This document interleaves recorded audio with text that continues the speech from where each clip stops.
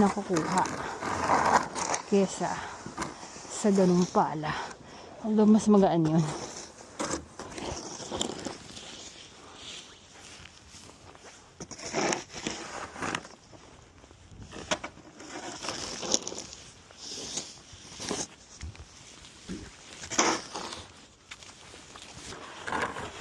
Ganyan-ganyan lang siya, pero kung magdamag naman ganito.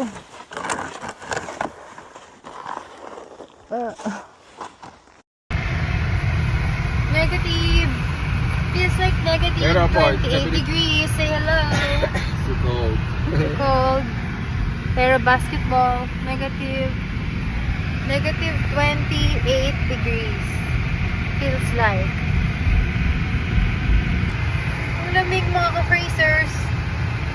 Sobrang lamig. Negative 28 feels like.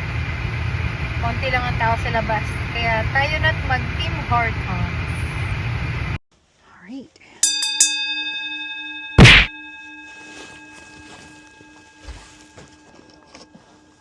Oh, God.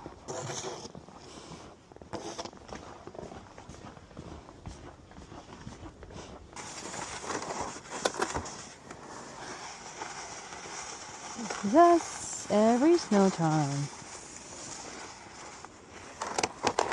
Today, we're expecting 5 to 10 centimeters of snow.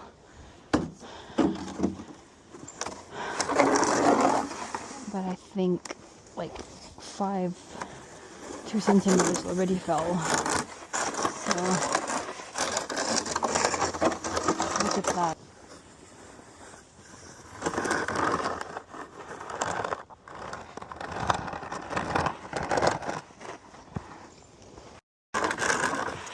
Alright.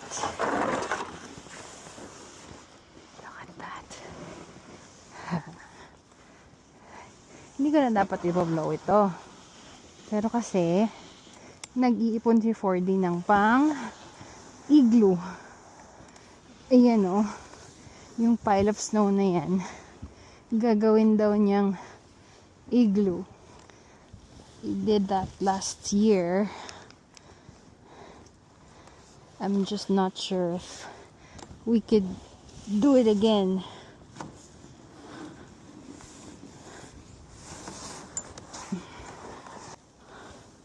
Para Naku, kawawa naman yung mga tulips ko. Sorry. Okay.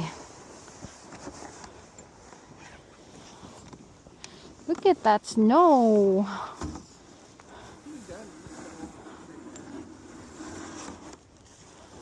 Look at that snow.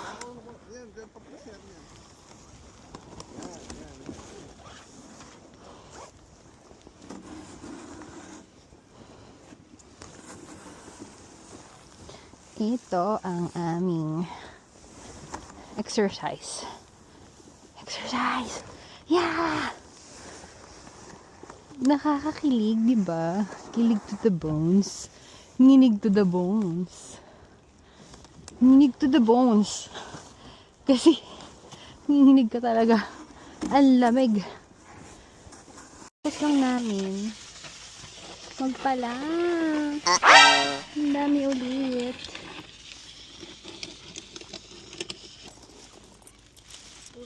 Sige. Oo. Sige. Palahin mo muna ang aming dadaanan. Ayaw namin malagyan ng snow ang aming sapatos. Sige.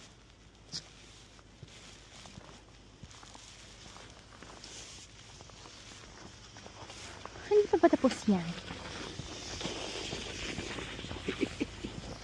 Hello. Okay lang ba na umalis tayo? Okay lang ba? Umalis tayo? Pwede ba tayong umalis? Makapal lang ano eh.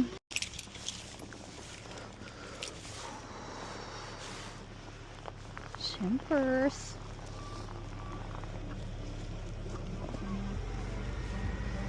Ah, malubig! Ay naku!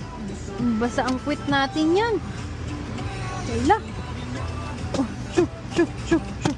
So Dito ka na sa harapan. Ibababa pala ako ni Daddy dito. Uy. We're inside the car now. Ay, napakalamig. Meron kasi akong appointment today. Pupunta ako sa hospital. At sabi, uminom daw ako ng tubig. Hanggang maihi ako. So, dapat by 3:30 na iihi na ako. Para hindi na ako papabalikin. Kasi lamig. Ooh. So. It's super snow. This is how like 5 to 10 centimeters looks like. There. And the snow is still falling.